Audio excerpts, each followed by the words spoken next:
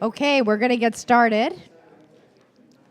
So, welcome to Stories from the Memorial Wall. This program is part of the Historical Society of Long Beach's Long Beach Remembers Pearl Harbor Speakers Series. I'm Nikki Tennant, Chair of the Board of the HSLB. Long Beach Remembers Pearl Harbor was several years in the making, and I would like to acknowledge that there were over 100 contributors who made it possible. It's one of our largest exhibits ever. We are largely funded through grants, memberships, and contributions from people like you. So I hope that you will all become members today if you're not members now. The Historical Society of Long Beach is a nonprofit organization dedicated to collecting and preserving materials from the history of Long Beach, and dedicated to sharing those materials with the public through our research center, exhibitions, and events just like this. I would like to remind you that we have a new publication called A Big Change for Long Beach, World War II Transforms the City, and it was done by our board member, Craig Hendricks. It's only $20, and it would make a great holiday gift. So I would like to introduce Julie Bartolotto, our Executive Director.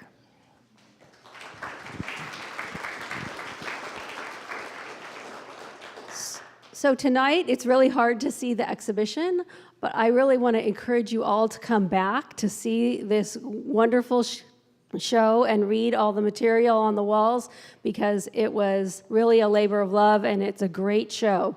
Programs like this expand what we were able to tell about on the walls. Our memorial wall was an important part of this show, and it was another real labor of love.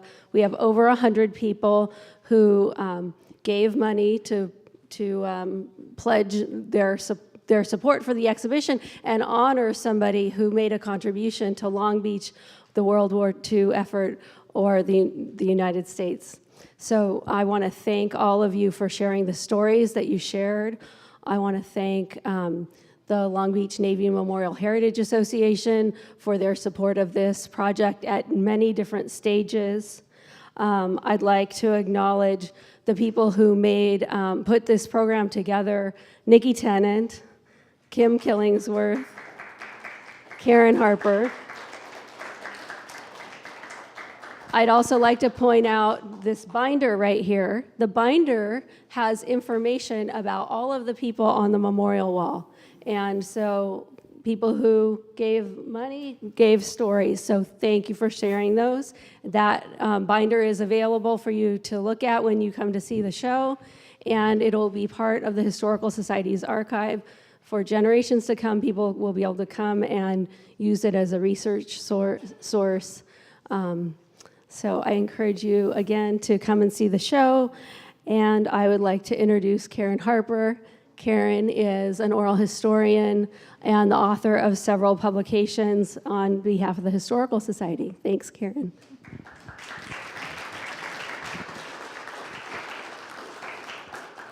Good evening, everyone. We're so pleased to see you all, to hear about these stories about people on the wall and in the exhibit that we deeply care about. It was really a challenge. We're going to try to cover about 20 people in an hour and a half. So this is going to be, our vision is, it's kind of a reader's theater, musical chairs, and theater in the round. So we ask you to hold your applause until each segment is completed, and that includes people are going to be popping up in the audience and telling you about some of the people on the wall. How do we get these materials? Well, of course, we have our archives.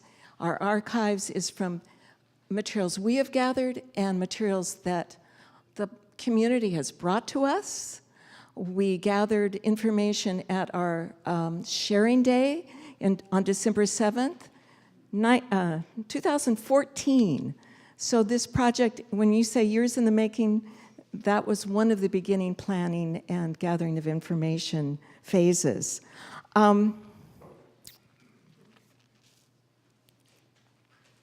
Okay, I think that's everything I wanted to say.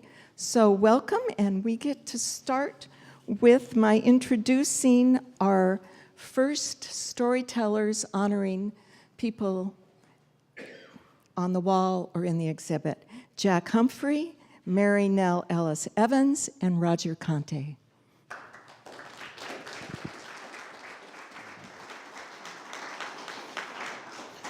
Eddie Brooks, October 11th, 1918 to May 13th, 2006.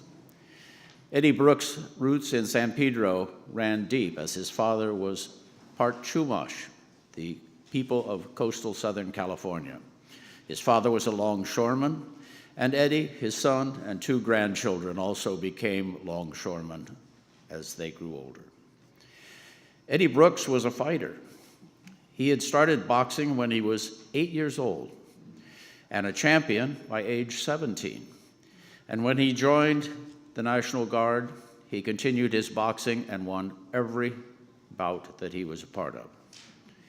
Brooks joined the Navy in 1939 and then moved with the fleet to Hawaii. On December 6, 1941, he had gone to the USS Arizona to work out with that ship's boxers, and then stayed for dinner and a movie with a good friend from San Pedro High School.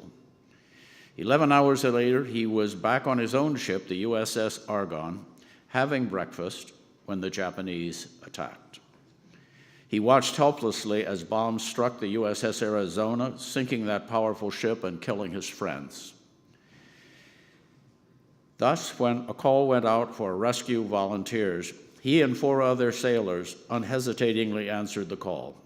The 5 men quickly loaded a motor whaleboat with rescue equipment and headed across the water to the badly damaged USS West Virginia, anchored on Battleship Row.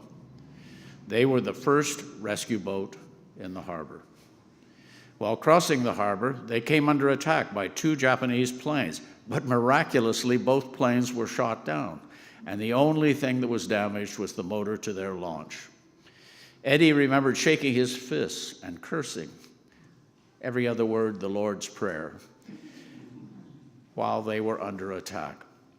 The men then rowed to the bow of the West Virginia and soon began pulling injured men up from below deck. Pardon me.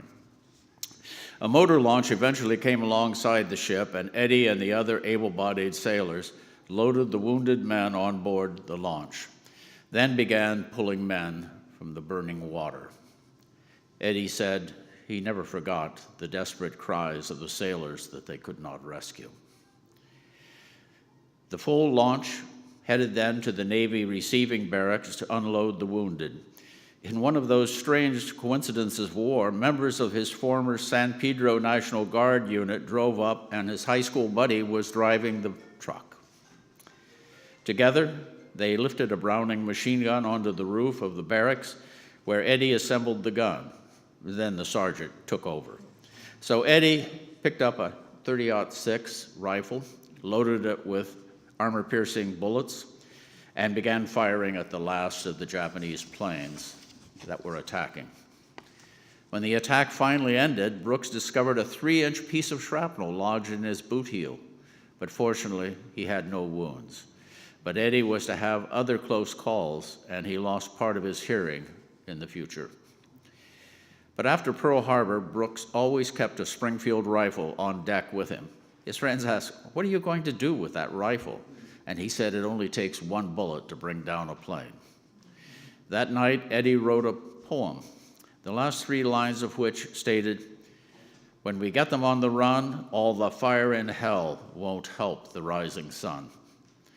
Many of his fellow crew members thought that Eddie and those volunteers going out into that fiery hell of Pearl Harbor on that Sunday morning clearly deserved the Medal of Honor. But their captain had pronounced their heroic actions to just be normal. We know better. I never knew my uncle, Jack Scruggs, but through my mother's love for her brother, I felt I had. Jack was born in 1919 to Henry Paul Scruggs and Elsie Mae Scruggs, and he was a natural-born musician from a very early age.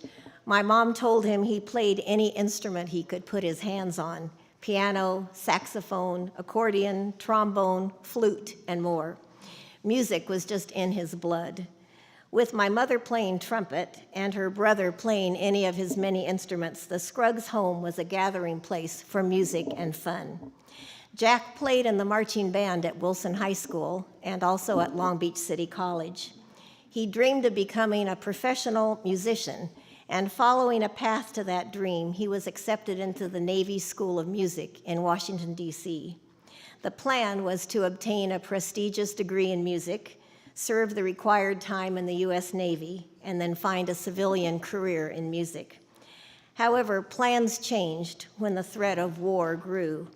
Jack and his classmates were assigned to naval ships while in the midst of their studies. My uncle was sent to the USS Arizona as a member of the ship's band in May 1941. The Pacific Fleet had organized a Battle of the Bands competition featuring 17 bands and Navy bands and 1 Marine Corps band. 4 bands at a time competed, the winner chosen by audience applause. The Arizona band won a semifinal on November 22nd, and many of the band members attended the next round of competition on the night of December 6th, and I'm told they played during a break in the competition. The Arizona band went to bed that night, December 6th, excited to be among the 4 finalists scheduled to compete for the championship trophy on December 20th. However, early the next morning, on December 7th, the attack on Pearl Harbor began. The Arizona's 21 band members, along with all of the other sailors on board, rushed to their battle stations. Uncle Jack and the rest of the band were assigned to pass ammunition from below deck to the guns above. When a bomb exploded in the ship's powder magazine, all of the band was killed instantly. An interesting footnote that touches my heart is that the other bands of the Pacific Fleet later voted to posthumously award the Battle of the Bands championship to the band of the USS Arizona.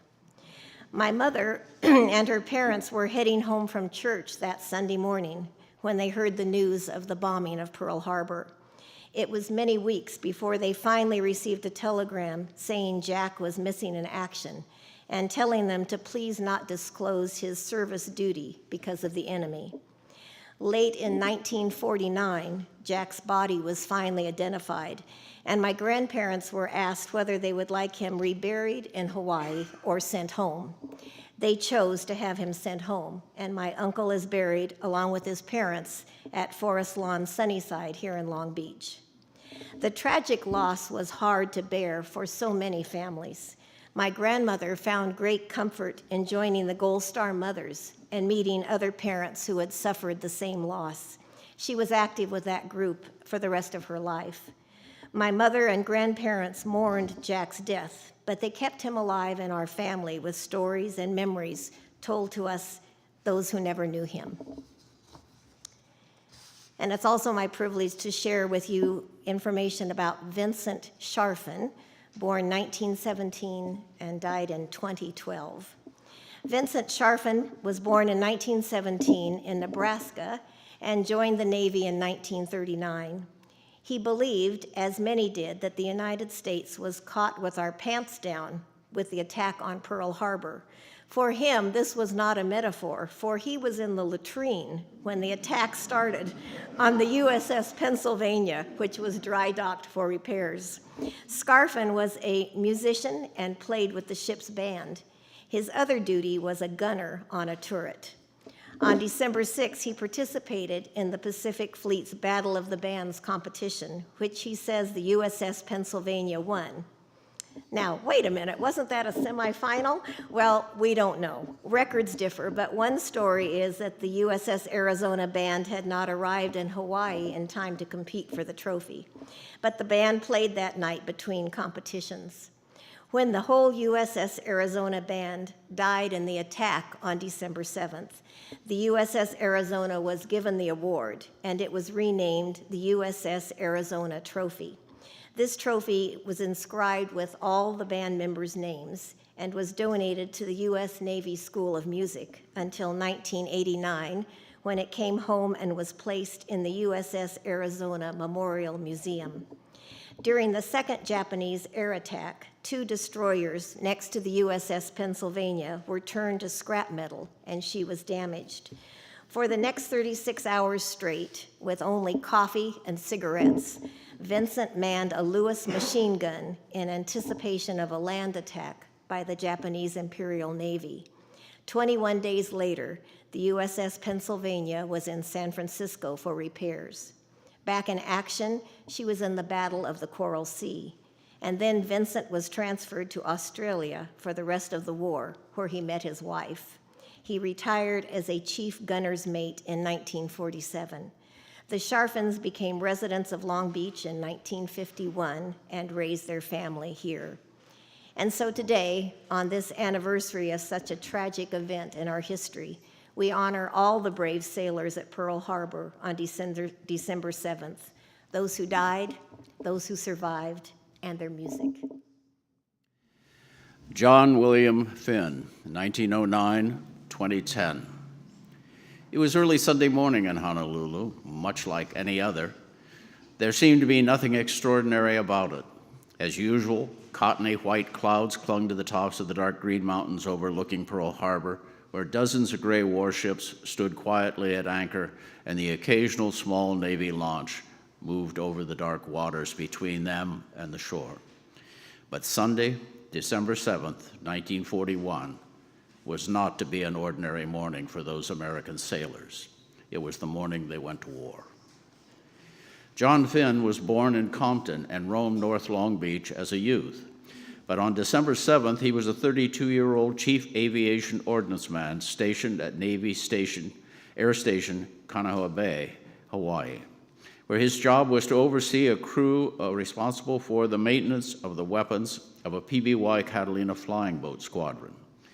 John's Navy quarters were located about a mile from the hangar where he worked, and he had awakened early on that fateful Sunday and was about to begin his day when at 7:48 a.m., he heard the sound of low-flying planes overhead and the chatter of machine guns in the distance.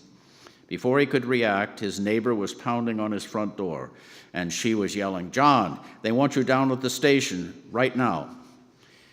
As he hurried toward the base, he caught sight of planes painted with the unmistakable symbols of the Imperial Japanese Navy, diving toward the airfield.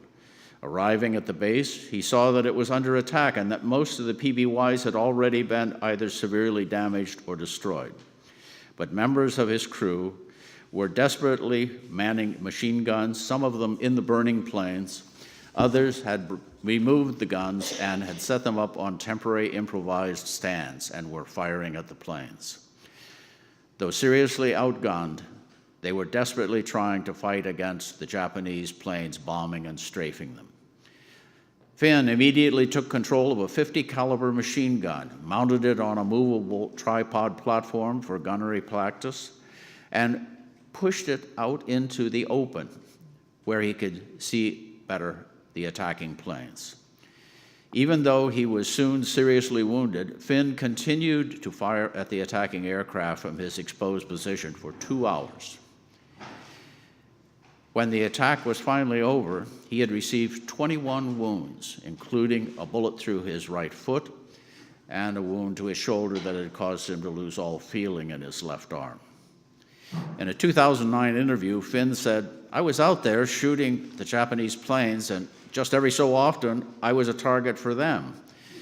He said, "In some cases, I could see the Japanese pilots' faces." But Finn was not finished on that day. After having his wounds treated, he returned to the hangar where he supervised the arming of the few remaining American planes returning from missions. As a result of his extraordinary efforts on that day, John Finn received the first Medal of Honor in World War II for the courage and valor he demonstrated beyond the call of all duty. The medal, together with the Purple Heart, was formally awarded by Admiral Chester W. Nimitz, who was to become the Commander-in-Chief Pacific Fleet, at Pearl Harbor on 14 September 1942 aboard the aircraft carrier, the USS Enterprise. Following his military career, Lieutenant Finn, his wife Alice, and son retired to a ranch near Pine Valley, California, which is east of Chula Vista. There, they subsequently adopted 4 children from the nearby Campo Indian tribe. And when John passed away at the age of 100 years, on May 27, 2010, he chose to be buried on the Campo Reservation rather than at Arlington Cemetery. At his death, he was the last Medal of Honor recipient from the attack on Pearl Harbor and the last surviving United States Navy recipient of World War II. Though Lieutenant Finn received many honors during his life, perhaps the one that would have pleased him most was the recent commissioning of a new Arleigh Burke-class destroyer named the USS John Finn in his honor. Thus, John's courage and service to his country continues to be recognized, and we honor him here today.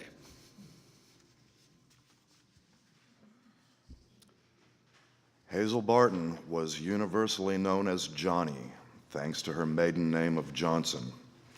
She instilled a love of adventure and travel in her children and grandchildren, who loved bedtime stories of her escapades in World War II. Johnny enlisted shortly after nursing school and was ordered to prepare for the African theater in 1941. Once in New Jersey with desert uniforms packed, she took advantage of her proximity to New York City and visited every famous nook and cranny. But surprise, she was ordered to the South Pacific instead.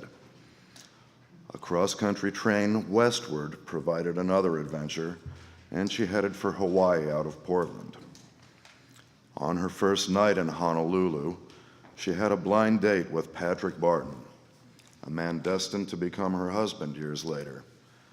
She had many interesting dates with others throughout nearly 5 years of island hopping. One evening, she attended a beach party and a steak dinner with FDR Jr. on Ulithi, the secret naval station. But Pat had an irreplaceable spot in her heart. After a few dates, Johnny introduced Pat to her chief nurse at Tripler General, whereupon Pat explained, or rather exclaimed wide-eyed, why her nose isn't nearly as big as you said it is. That story alone kept the family in stitches with every telling. An operating nurse, Johnny served in several dangerous forward stations, treating soldiers with horrific wounds straight off of the nearby battlefields. She remembered many of those patients and enthralled her family with their stories. One vivid example, the severely brain-injured GI who couldn't talk managed to feel up every female within range. And only after some time did the nurses realize he was just trying to find cigarettes in their pockets. Johnny's quarters were usually tense, her wash basin a helmet, and her rations were Spam, accompanied by reconstituted dry eggs or potatoes. Johnny's workdays had no end. Those bleeding and wounded young GIs just kept coming. The surgeon was so tired he sutured with a cigarette hanging out of his mouth, dropping ashes into the wounds. Air raids were a constant. One night she was so tired she ignored an air raid signal. Instead of taking shelter, she put her face in her helmet and went back to sleep. They'll know who I am by my dog tags and my face, she reasoned. At the end of the war, she was stationed on tiny Ieshima off the Japanese island of Okinawa, where the Allies had just won a long and brutal battle. Suddenly, the U.S. dropped the 2 atomic bombs on Japan, and Johnny was relieved to know the fighting was coming to an end. Still living on enemy territory, riddled with secret tunnels, made everyone nervous. On August 19th, her unit received word that a Japanese plane would land on Ieshima's airfield to refuel before heading back to the battleship Missouri for surrender. She saw the plane circling the mid-island volcano, which was topped by the airfield, and everyone held their breath. Would someone fire when the Japanese deplaned? Fortunately, both sides treated their former enemies with respect and caution. The plane took off without a hitch, and the surrender ceremony ensued as ordered. Fortunately, Well, thinking the worst was over, Johnny packed up and sailed to Okinawa to await transport back to the U.S. instead. A typhoon smashed the island. Tents were leveled, the mess hall was gone, and most of her belongings were lost, with the exception of some carefully beach-dried sheet music that survives yet today. Pat stayed on briefly with MacArthur and the occupation forces while Johnny headed home. She planned a simple wedding ceremony, and in January 1946, barely recovered from jet lag, the two were married. They lived happily together until Pat died in 1959. The war experience gave Johnny a collection of great stories for the rest of her life, but more importantly, it confirmed her strength of character and endurance, which, as a widow with 5 young children, served her family well. She was a force to be reckoned with for the rest of her life. Okay, we're ready for our next team. We have Don Seki from the 442nd, his daughter, Tracy Seki Matsuyama, and Ken Killingsworth, and Mary Hancock Hines. Don, if you will start, please tell folks about your experiences in the 442nd.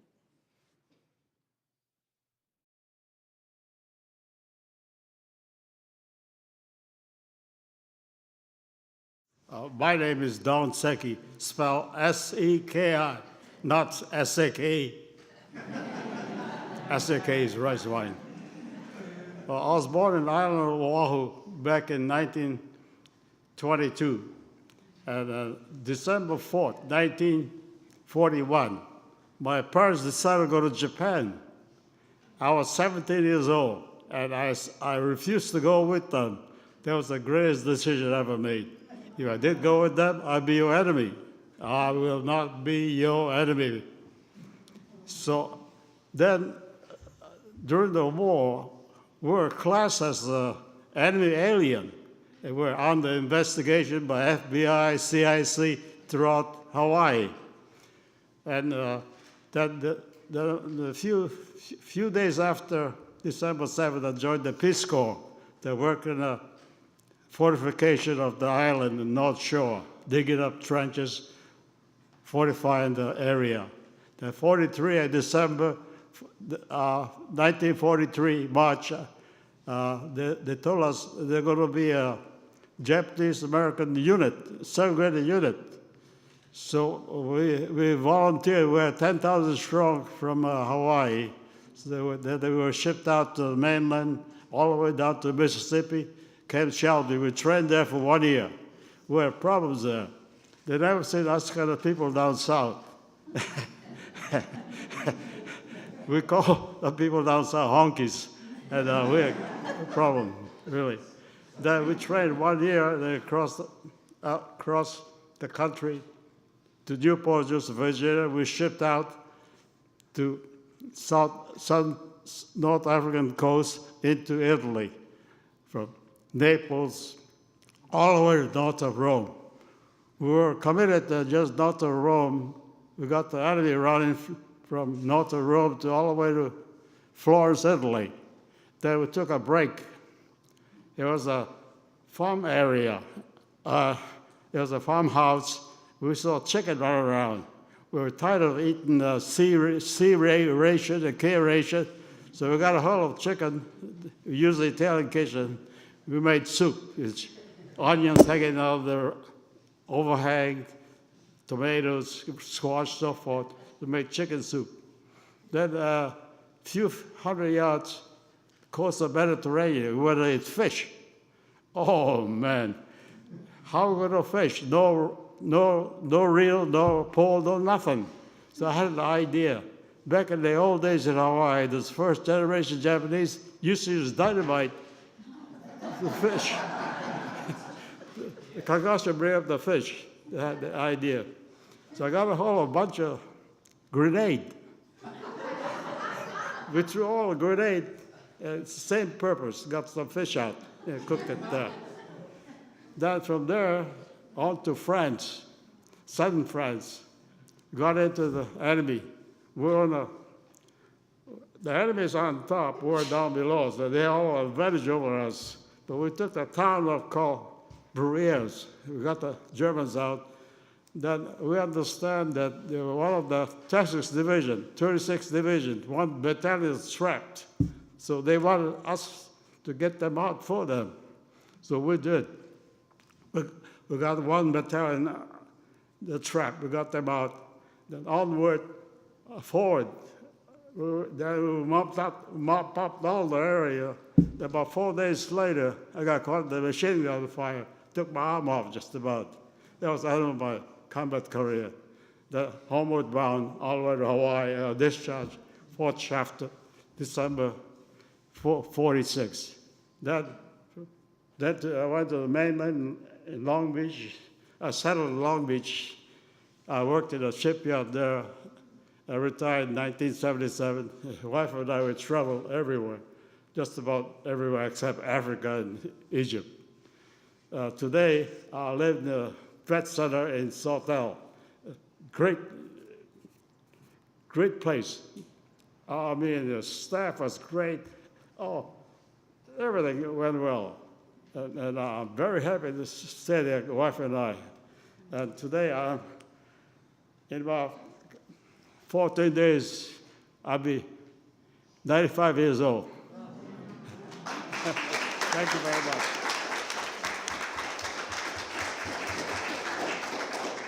Hi, I'm Tracy Seki Matsuyama, number 3 daughter, born and raised on the west side of Long Beach and went to Poly High.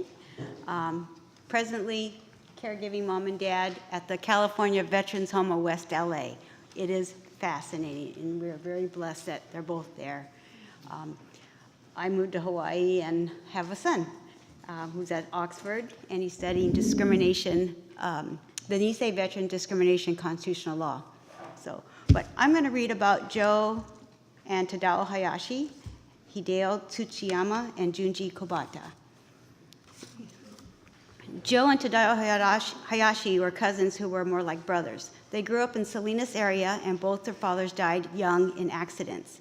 They died so young, not only that they died so young, they died 2 days apart fighting in Italy in the 442nd, and this was just 2 weeks before the war ended in Europe. Joe received the Medal of Honor posthumously for multiple valiant actions and saving many American soldiers' lives. 2 days later, Tadao insisted on going on a reconnaissance with his lieutenant and was shot between the eyes by a sniper.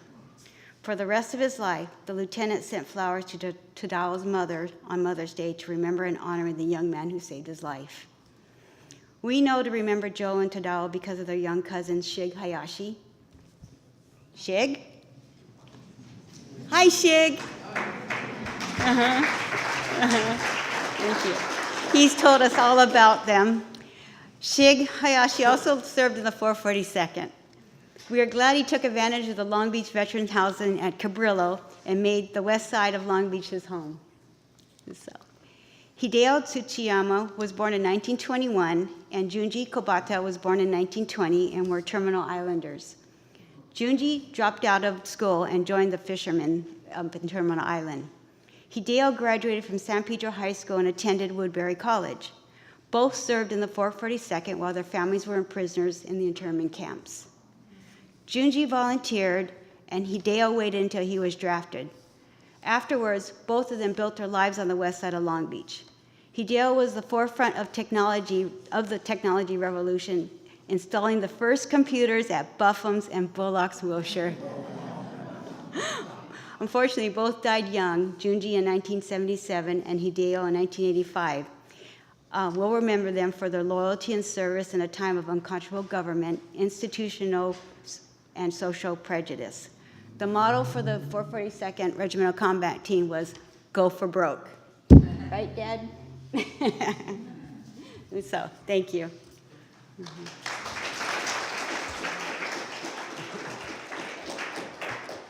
Ed Killingsworth was born on November 4th, 1917 in Taft, California, to Walter and Gertrude Killingsworth from Collins, Missouri. Walter and Gertrude moved to Taft, California in 1910, where Walter began working in the oil industry and had a homestead for dryland farming. In 1921, Walter and Gertrude moved to Huntington Beach when oil was discovered in Long Beach. Walter then drilled the 7th well on Signal Hill. When the well came in, he purchased a home at 1044 Temple Avenue, Long Beach, California, where Ed grew up. Edward attended Willard Elementary, Jefferson Junior High, and Wilson High Schools. Ed then went on to the University of Southern California, where he studied architecture and graduating cum laude in 1940. At USC, he won numerous awards, including the American Institute of Architects Award for the highest grades in a 5-year period. He was a member of Skull and Dagger Honor Society and numerous professional and honor fraternities, including Alpha Rho Chi and Tau Sigma Delta. He also served as student body president in 1939. After graduation, he began working for Kenneth Wing, a renowned Long Beach architect. After 6 months working for Mr. Wing, he was drafted into the United States Army. He attended basic training at Camp Callan in San Diego. In the spring of 1941, he was transferred to the 29th Engineer Battalion Topographic in Portland, Oregon. Luckily, this was the best unit in the U.S. Army for his talents and his architectural training. In 1942, he was appointed to Officers Candidate School at Fort Belvoir, Virginia. After weeks of training, he awoke with jaundice. It was discovered that the yellow fever shot he received in Oregon was in a batch that was contaminated. At that time, the military suppressed this information because morale had to be paramount at the start of the war. He was hospitalized for 5 months. During his hospitalization, his parents were notified of his impending death. Gertrude took her first airplane ride to see her son and spent 3 months nursing him back to health. Upon discharge from Walter Reed Hospital, he went back to OCS and completed his training. Ed was then assigned to a topographic unit at Camp McCoy, Wisconsin. There he sent for his fiancée, Laura Baird, so they could be married before he went off to war. They married April 3rd, 1943.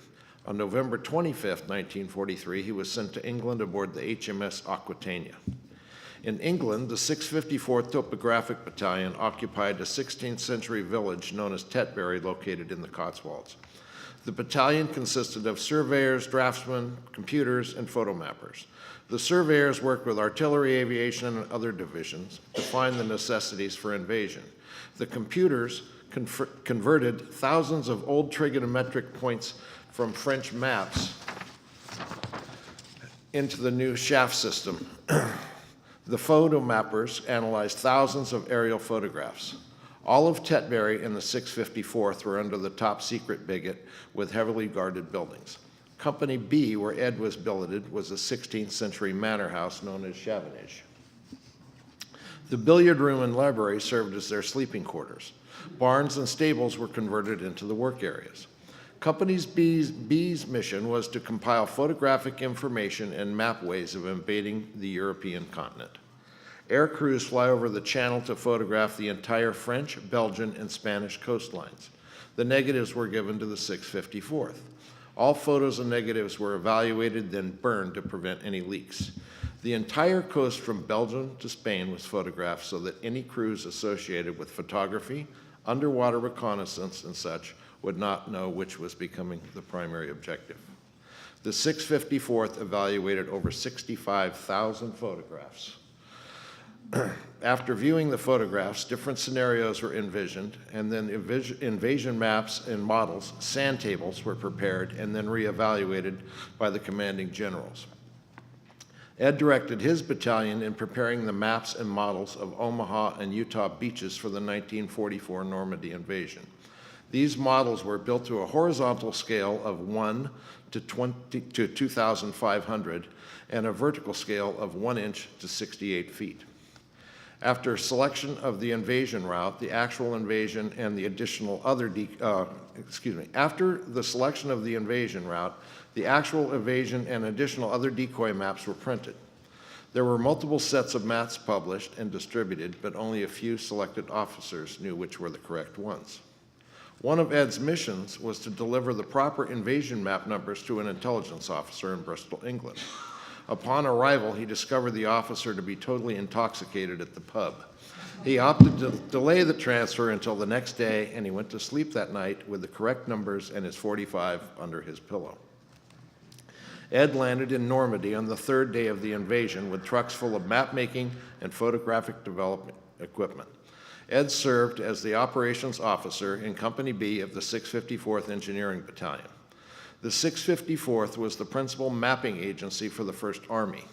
Company B, in addition to reproducing their own work prepared by the photo mapping company, printed work from other sources, establishing a record unparalleled by any other mobile topographic unit in the ETO. During the Battle of the Bulge, the company was caught off guard by the spread of the German army and had to defend a town, Stavelot, Belgium, that's where they were billeted. Here are my father's exact words from the 654th book. December 17th, a sentry from another engineer outfit rushed into our orderly room with word that he had seen German tanks and had been fired upon at a roadblock less than a mile away across the river. He was sent back to his unit to report, and a little later, he and another man from his unit recrossed the bridge to see if a roadblock was being held. They had just crossed the river when they drew a heavy burst of fire, wounding both of them and wrecking the Jeep. One of the two men made his way back to us and reported the enemy was on the east bank of the river in some strength.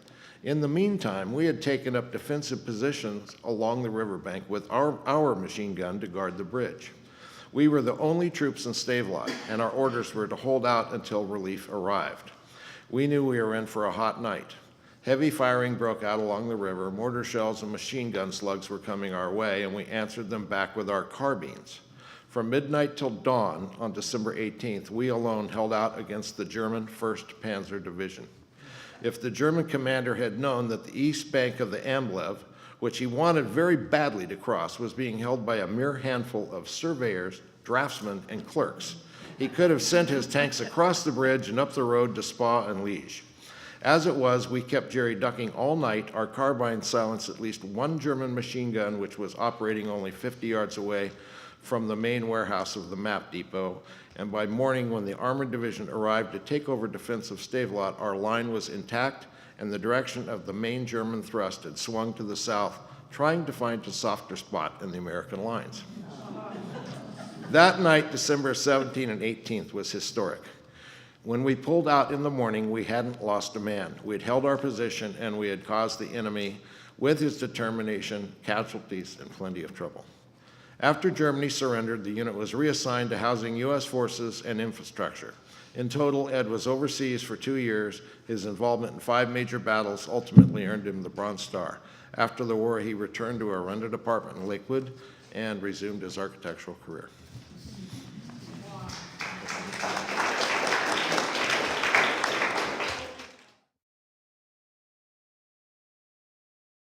Jane Hana Swanson, who was born in 1922 and is still with us today. On Sharing Day, December 7th, 2014, at the beginning of our planning for this exhibit, Jane Hana Swanson rolled into the Historical Society in her wheelchair with her caregiver. We're so glad Jane knew the value of her treasure trove of World War II history and was determined to bring it to our archives. She brought over 50 items, including photos, a scrapbook, flight talk newsletters, pens, employment records, letters, and most importantly, her story.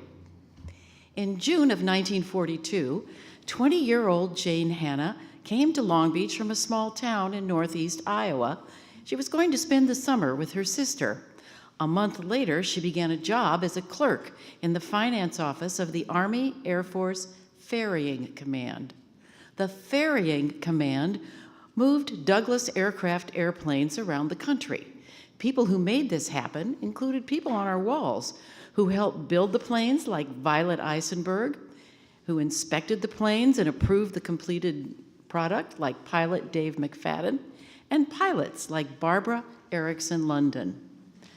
Others received and dispersed the funds to pay for all of that. Jane was part of that mission. She also liked to say that the pay was so good, she felt like she'd robbed a bank. Jane dated and had fun during the war, but she was in no rush to marry. She could take care of herself. She waited until after the war to marry and raise her family. After the war, some women turned their war work into careers. Many joined unions and held on to their jobs for as long as they could. Others were glad to return to the role of mother and housewife. Many returned to careers when their children started school. Jane, however, is proud of a lifelong career and continued advancement to high level in government service. Her wartime job evolved into a 32-and-a-half-year career with the Defense Department, including Deputy Controller at the Los Alamitos Naval Air Station. Jane's contributions enhance our exhibit so much. Her picture above there in uniform illustrates the importance of women's work. Another photo shows typical nightlife and leisure activities during the war. Her career story illustrates women's new opportunities, expanded expectations, and broadened identities. The pay was generous enough for expendable income and savings to buy homes and move families into the middle class. We thank Jane for helping us tell the story of changes in Long Beach, changes in women's lives, and the importance of behind-the-scenes workers in the war effort. We're so happy that Jane, her family, and friends keep coming back to enjoy her role in the exhibit.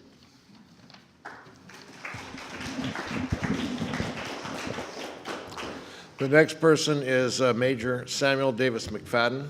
He would have been my father-in-law had he lived. Major Samuel Davis McFadden was a native of Pawtucket, Rhode Island. He enlisted in the Navy in 1933 and was honorably discharged in 1937. While in the Navy, he learned the art of flying in Long Beach, California. After his discharge from the Navy, he remained in Long Beach and operated a flying school and air service. After operating Hangar 2 at the Long Beach Airport for 3 years, Major McFadden felt the need to fight the Nazis and went to Canada when war broke out in Europe in 1939. Early in 1940, he became the 12th flying officer from the United States in the RCAF. He was assigned to instructing gunnery and bombardment flights in Canada. When the ferrying squadron was formed, he was the 8th officer to be transferred to that branch of the service. After the United States entered the war, he requested and received a transfer to the Army Air Service with the rank of First Lieutenant. Finally, after 5 months, he was in Africa as a B-17 pilot. His first missions were over Africa at the beginning of the USA war involvement. It was there in Africa where he piloted the aircraft known as the Reluctant Dragon to one of aviation's most remarkable incidents. While on a bombing mission, an aircraft was hit and lost most of a wing.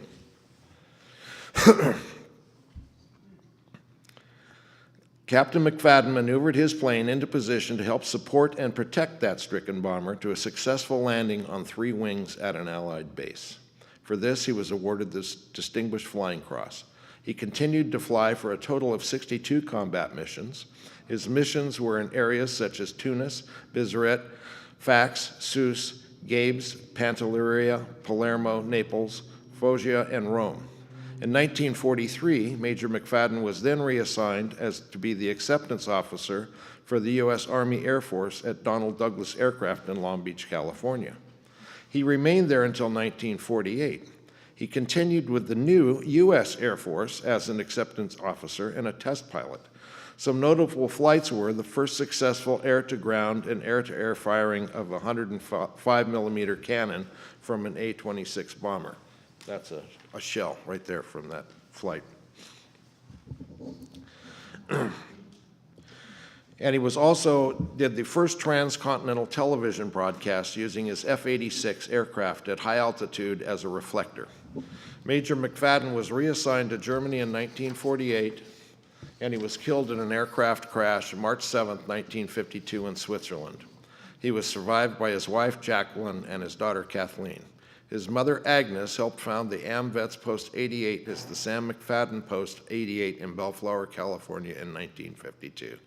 Major McFadden is considered one of the great airmen of World War II. He won the Distinguished Flying Cross, the Air Medal with 9 clusters, several Canadian Air Service medals, and numerous Air Campaign medals. He is interned at Forest Lawn Sunnyside.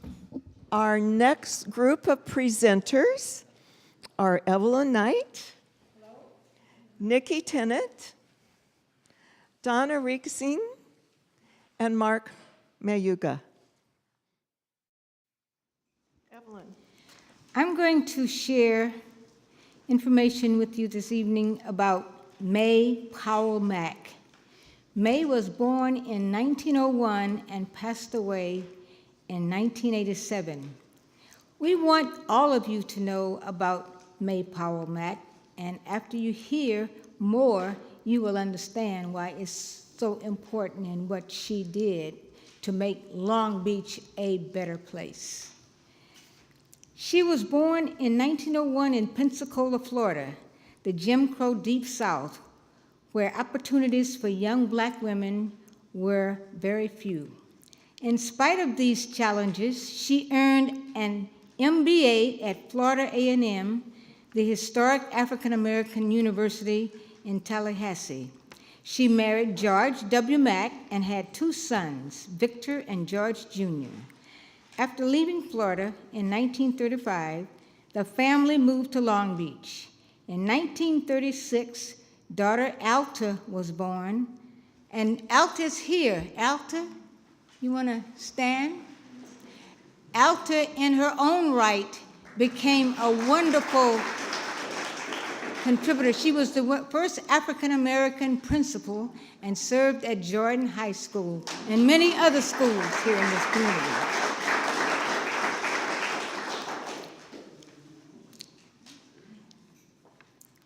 All 3 children graduated from college and graduate school. Isn't that a wonderful accomplishment? After December 7th, George joined the U.S. Navy and became a career serviceman and Chief Navy Chef. In 1941, shortly before the war, President Roosevelt called for a coalition of service organizations to provide recreation and a home away from home for military personnel and their families. Because African Americans were not welcome at the local USO, May organized a Negro USO drop-in center at 1013 Anaheim Street. The local USO council provided $25 a month rent, but May had to find furnishings from the community. Sailors from the Roosevelt Naval Base at Terminal Island and 200 men from the 76th Chemical Division protecting Douglas aircraft now had a place to go. Soon after, 1,000 African Americans were trained at the expanded Roosevelt base. The local USO Council agreed to expansion and increased the budget to $125 a month. Great, added to the budget. Some of these funds were used to hire a director. The USO also had a team of volunteer junior hostesses. We have a letter May wrote in 1944 to the LA Negro USO director. May explained that the Long Beach USO had only 15 committed hostesses. They staffed the drop-in center, had dances at least twice a month, attended regular dances with the ferrying command, and attended ships' parties at Roosevelt Base without much notice. They were overcommitted as it was and could not take on traveling to LA. Their main focus was to serve the needs of the local community. If Miss Matthews wanted more help from Long Beach, which she did, perhaps she could come down and run a recruiting and training session here, especially since her junior hostesses were not interested and did not help at the Roosevelt base, as they had promised. So May was guarding, wanting to do things in Long Beach and help Long Beach because Long Beach was on the short end of the stick, and she was not about to let them rob her of the few resources that she had to help the people that had a lot of need here in her own community. May Mack was always an advocate for her community, a civil rights pioneer and an entrepreneur. She was a founding member of the local National Council of Negro Women, and they have her on the sign right here in this building here. They will do a lot of work in this community. She also was a founding member for the National Association for the Advancement of Colored People. With Mr. McBride, we have a recreation center named after him, but we don't have one named after Mei Mac. So we got to work on that. She organized programs for the poor and created neighborhood safety projects. And she established the Atlantic Street Bank and Credit Union to provide residents of color a friendly neighborhood banking choice. Now, that's a strong problem-solving woman. Now, why don't we know more about Mei Mac? I learned, Mei Mac was my neighbor, and I saw the lady all the time. Alta and I were friends. We were riding up and down Anaheim in Alta's MG. There were very little opportunities for us to have recreation outside of our little area where the African Americans lived. So we were just using our resources the best way we could and to do things that we could do. So we had to fight. That was long before the Civil Rights Movement. So when things opened up and opportunities. So people who see and experience this have no idea what it was like at one time in Long Beach. So Mei Mac received the Humanitarian Award from the City of Long Beach in 1975. I've shared, since I've been involved and Karen asked me to be a part of this, I've been talking to people about Mei Mac, and they have been wonderfully surprised and really want to do more. The African American Heritage Society said, Evelyn, you need to tell that story and share that even with the African Americans because they don't even know it. So that's what I like to say about Mei Mac, and we want to hear more about this wonderful woman who made a great contribution to all of us. Thank you.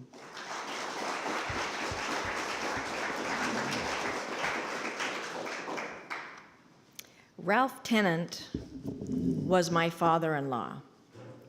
When he was 14 years old, Ralph was with his dad at a rodeo in downtown Los Angeles. While there, it was announced that Japan had bombed Pearl Harbor. His father told him, "Don't worry, you're too young, and the war will be over before he was of age to fight." Ralph enlisted in the U.S. Army at age 17 in April 1943, rather than wait for the draft. As a junior in high school, he was told he could stay until graduation, but he was activated in March 1944. While his high school class graduated, he was in the midst of basic training. He was trained in hand grenades, artillery, gas training, marksmanship, and the .30 caliber rifle.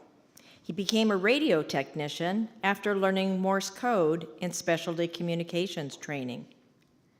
He was transferred to Camp Miles Standish in Boston and left on a troop transport on January 9th, 1944, for the 2-week trip to Europe.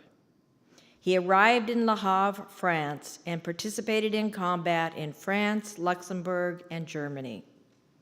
Most of his duties involved laying the basic wiring that allowed communication from one front line to another.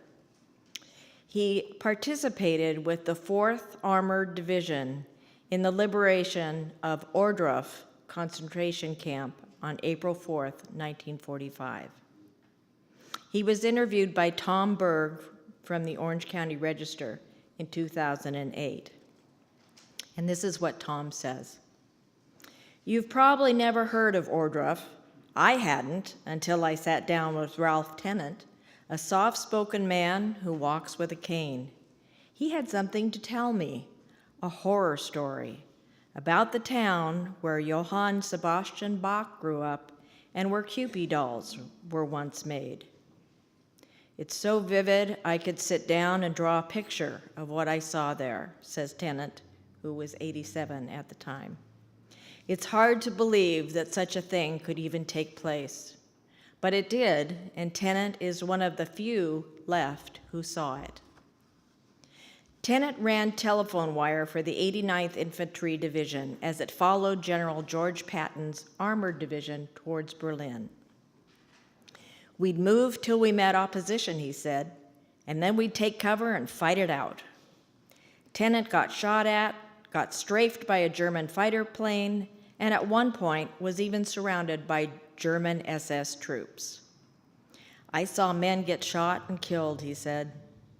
I had a bullet go through my pants leg.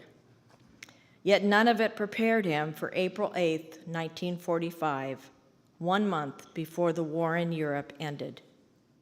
We were on a regular dirt road, he says. There was a big wire fenced area with a huge gate. I didn't know what it was.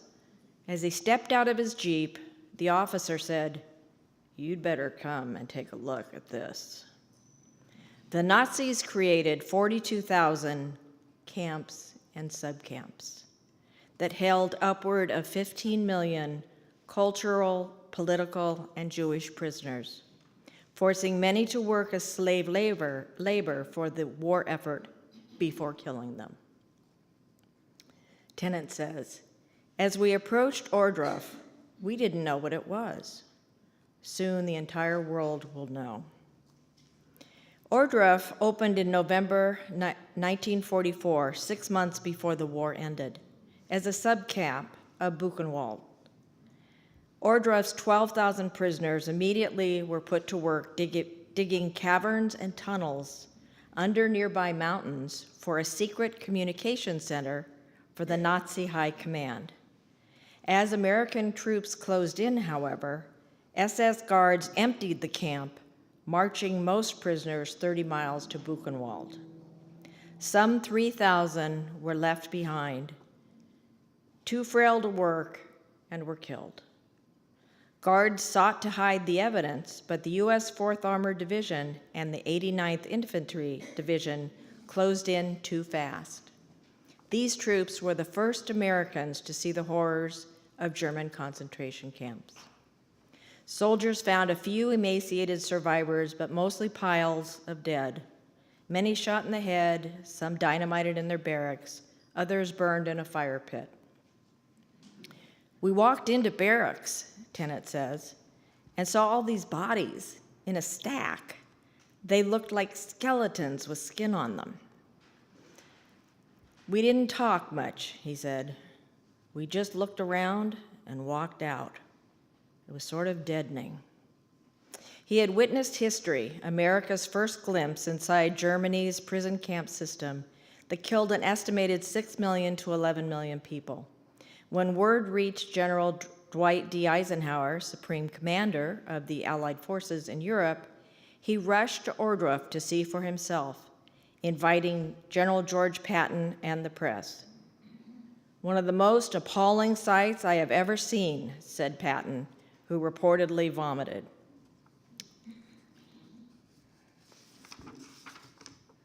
Ralph was eventually transferred to Patton's Third Army and participated in the Battle of the Bulge, the largest single combat operation in U.S. history. All his actual combat experience occurred before his 20th birthday. After the war in Europe ended, he was transferred to the 8th Division and returned to the U.S. to begin training for the Pacific Theater. Before heading west on a train that would take him to San Diego and the climatic battle planned for the mainland of Japan, Japan surrendered and the war in the Pacific ended. He was honorably discharged a few months before his 21st birthday. He was awarded the Bronze Star, the European Theater of Operation Medal, the Victory Medal, the Good Conduct Medal, and the Combat Infantry Medal. For most Americans, Ohrdruf faded from memory, but not for those who were there. It altered the course of his life. He had plans to become an architect, but found it hard to concentrate. He skipped college and went to work at the Marine Clerks Association in San Pedro. He sang in church, raised a family, and spoke little about the war until a documentary filmmaker called to ask about Ohrdruf. He appeared in the film 16 Photographs at Ohrdruf and a related NBC News segment. Ralph Tennant passed away on May 16th, 2017. Oh. And And this is his uniform over here.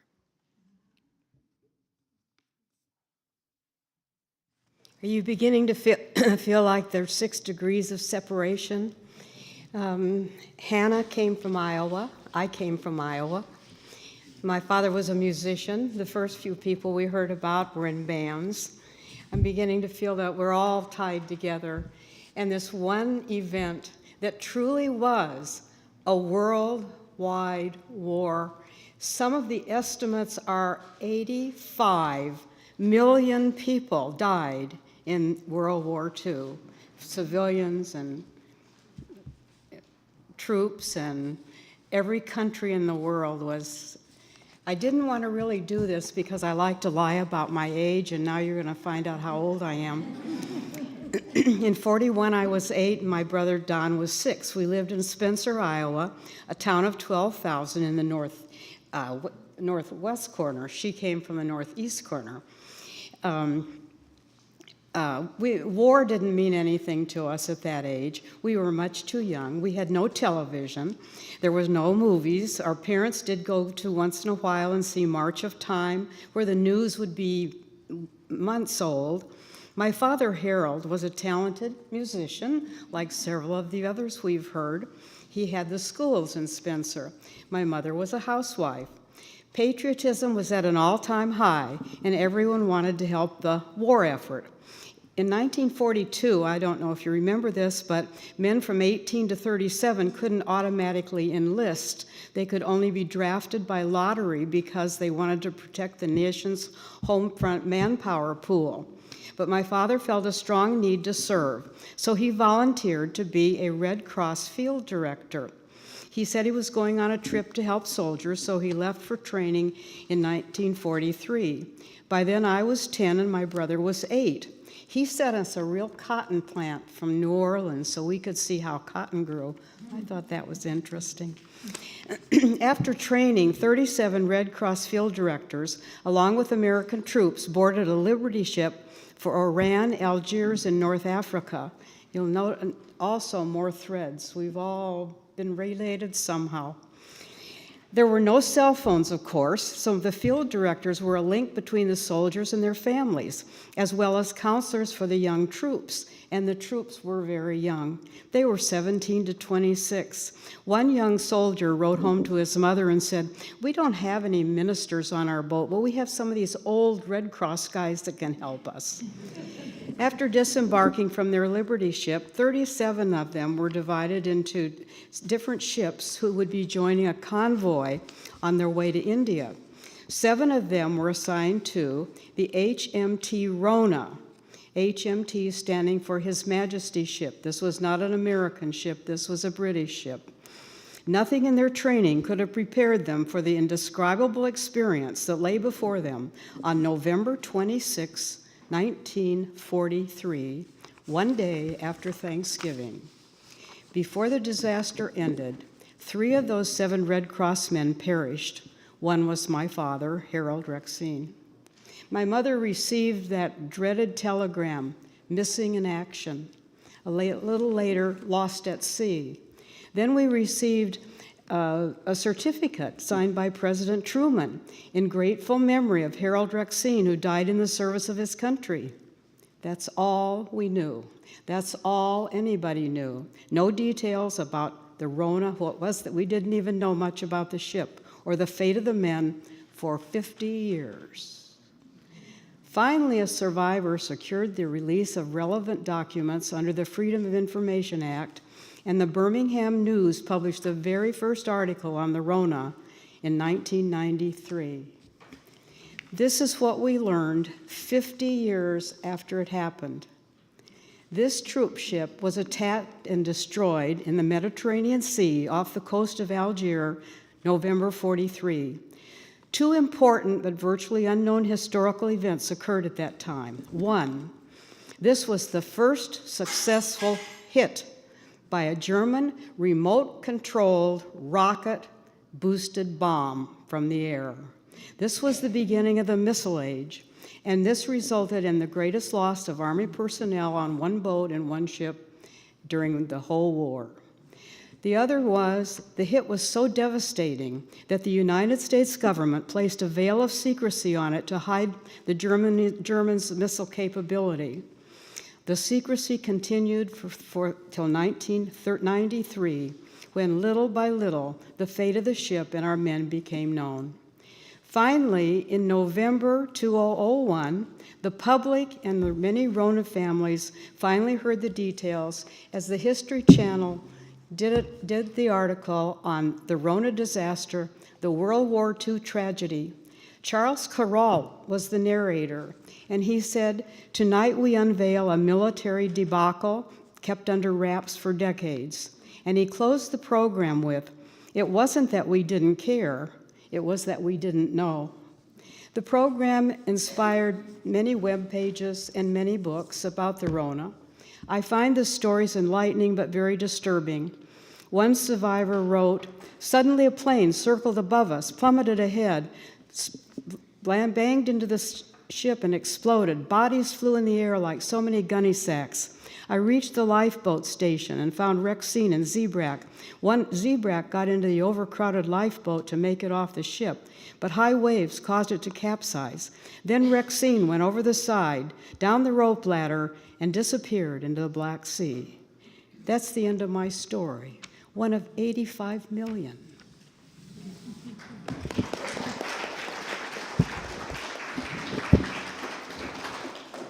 Good evening. My name is Mark Mayuga. I am the oldest son of Dr. Manuel Mayuga, Colonel in the United States Air Force. That's a heck of a mugshot, isn't it? He was a major then, I think, at the Pentagon. My father was a Philippine national when he came to this country, where he received his master's and doctorate degree at the University of Arizona. His classmates were Clark Gable and Steve Allen. He was drafted into the United States Army Air Corps because of his background in geology and petroleum engineering. He also had an intimate knowledge of the Philippine Islands and that part of Asia. He had an engineering degree. He was a gentleman that believed in loving the country that welcomed him. He was with the 2nd Air Force in Australia with General MacArthur. His job was he was the staff intelligence officer for the headquarters Air Forces in Australia, and ended up being in charge of targeting missions for the B-29s, the B-24s, the B-25s, and bombing missions over Asia, China, the Philippine archipelago, and ended up having to bomb his own family's compound in the Battle of Manila. His family had an extensive home, ranches, if you want to call it, outside of Manila, which became a major depot for the Japanese. My father was instrumental in having that family compound bombed and thoroughly decimated, and he flew over after the mission and to make sure that it was done correctly. So that was the sort of thing that the intelligence officers of those days, during that time, these were the choices that they had to make, and including, in case of my father, destroying his own family heritage and compound in Manila. My father also served in Korea, and some of you might remember when Long Beach had the 452nd Medium Bomb Wing here at our air base. Well, my father was the wing intelligence officer and was part of the group, did all the planning for the 452nd that went over to Korea. They were the first United States Air Force bomb wing to go into Korea as a sort of a holding back the North Koreans as they invaded the South. For those who know the history of the 452nd, all the bombers that were sent over to South Korea never came back. and most of the crews never came back. The 452nd then became a troop carrier wing, which then was transferred over to March Air Force Base in Riverside, where it is today. My father also served and did intelligence work at Headquarters Air Force during the 50s, and then he became the petroleum engineer for the city of Long Beach. Now, I know a lot of you are familiar with the bay out here. My father did all the geology, the discovery of all the oil under the city of Long Beach. And it was his work with the Department of Oil Properties that placed all those oil islands out there in the bay. And to this day, Long Beach is the beneficiary of oil that is still being harvested from under the city. None of those wells go straight down. They go under the city and take the oil out from under the city and what they call the Wilmington oil field. My father was kind of an interesting gentleman in that he believed very strongly in education. He believed in loyalty. He believed in the history of this country. My mother and father both were denied at first home ownership in Long Beach. During that time, there were covenants in Long Beach where if you were of Asian or other extraction, whether it was Hispanic, or whatever, or Negro, you could not own a home in Long Beach. Fortunately, that was circumvented, and we grew up, my brother and I grew up on the west side of Long Beach, and I went to St. Anthony High School. So you Jordan guys, yeah. Oh, Polly, well, that's okay. That's a reform school. Anyway.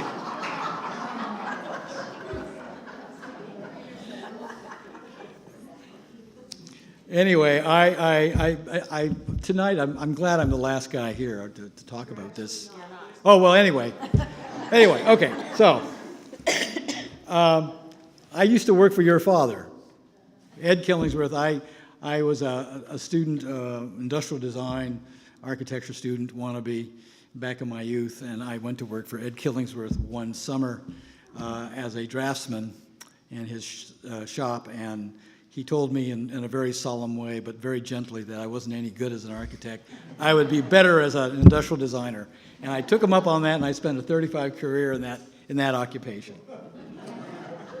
So thanks to your dad, right? I was a total failure. No.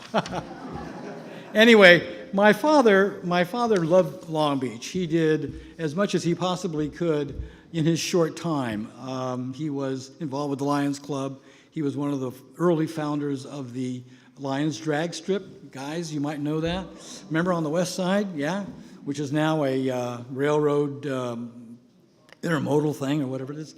Yeah, I remember him taking me over there as a kid and watching the Hudson Hornets and the early Corvettes and old Jaguars and T-Birds racing, which was kind of with white wall tires, which I thought was kind of interesting.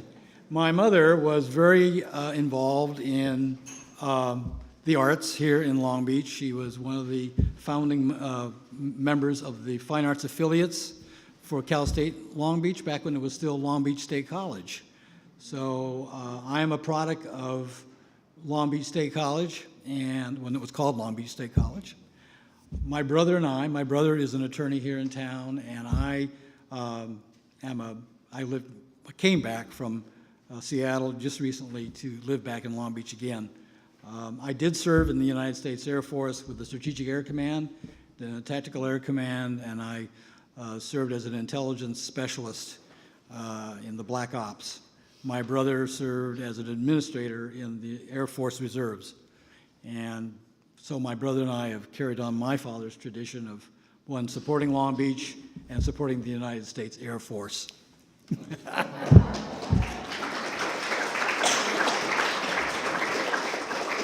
One last comment. The gentleman from the 442, I don't know if anybody knows this history, but the 442 is the most decorated Army unit in the history of the United States Army, and I think he deserves another applause.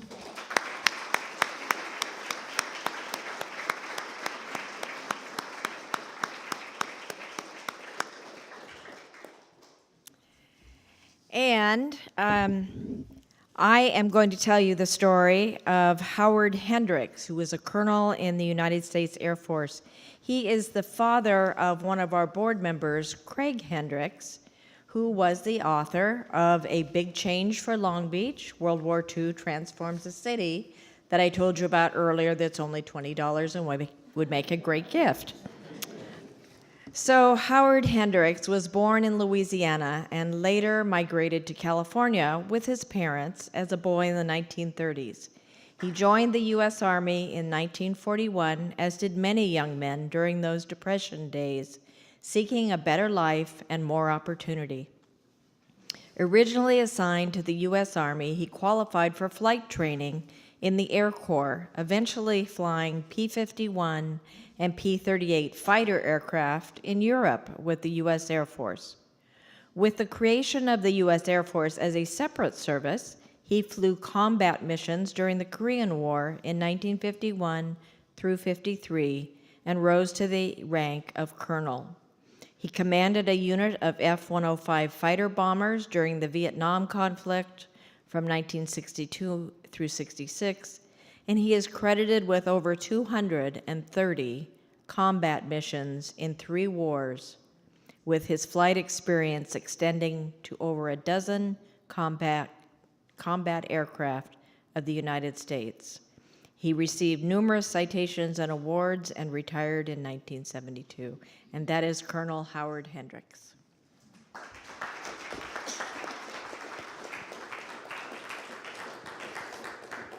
We have a little more of our pop-up theater, and then we will open for comments and questions.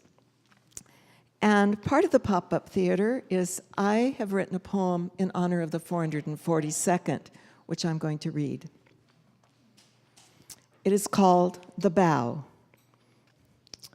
Dachau, April 1945.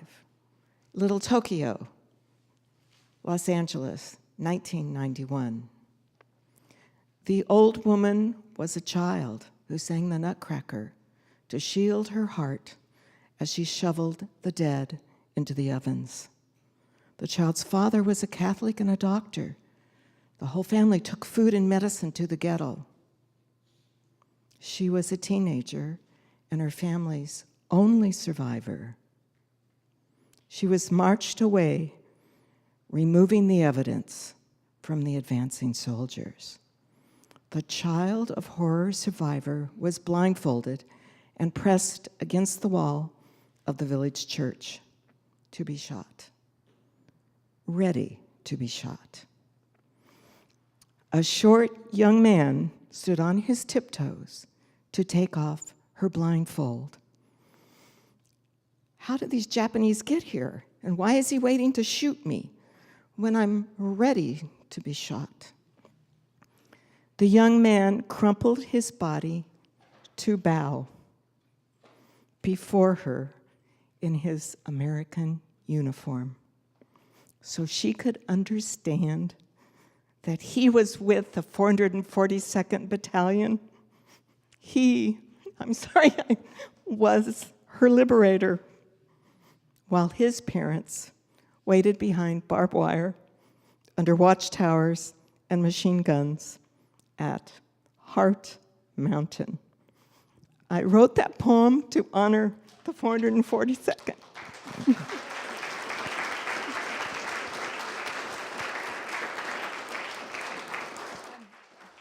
I want to thank everyone who presented. We care so much about these beautiful stories, and there's many more of these stories on the walls. Now we want to open it up. If anybody else would like to contribute, make a comment, or ask a question of any of us. Questions or comments?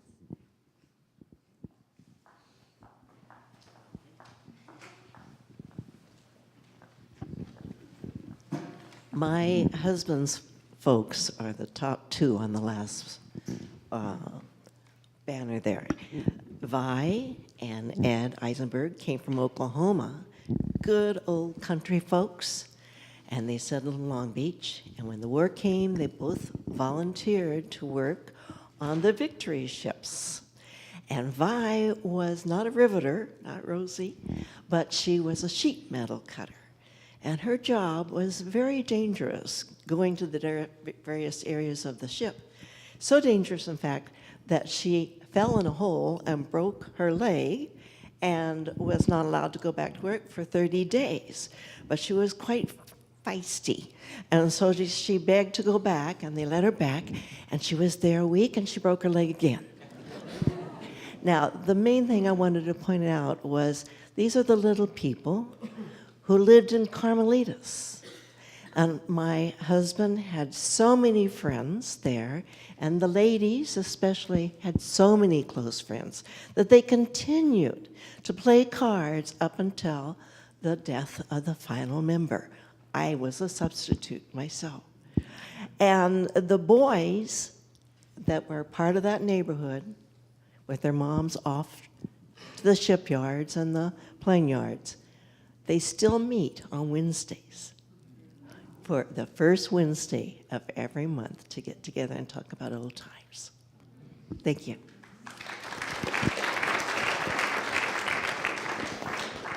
This is to honor my favorite uncle. His name was Mayor Walensky. He was in the Army in the Second World War, and he had some pre-World War II experiences in western Pennsylvania, where I came from, flying Piper Cubs. And he was volunteered. And they said, "What am I volunteering for?" And they said, "You're volunteering to fly gliders." And he said, "Oh my God. No gun, no engines. You mean I'm going to be flying gliders with troops and munitions and whatnot?" And they said yes. He flew over Normandy. He flew in the Battle of the Bulge. And I said, "Uncle Mayor, how did you survive?" He said, "Lee, it was pure luck. The survival rate for glider pilots in the Second World War was 8%.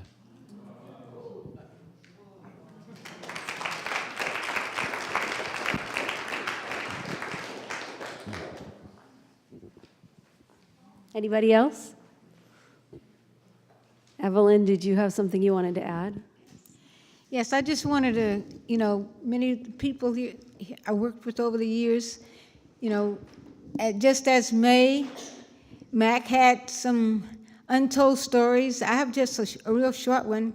I think that nobody in here knows that I served in the Marine Corps Reserves when I was a student in college at a administrative platoon in St. Louis.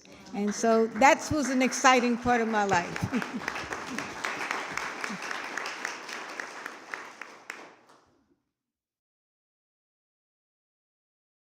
I wanted to point out that we're so grateful that Brian came dressed in uniform, and look how young he is.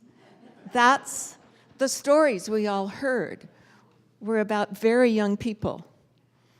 So it looks like, Julie, do you want to say anything else? I want to say thank you all.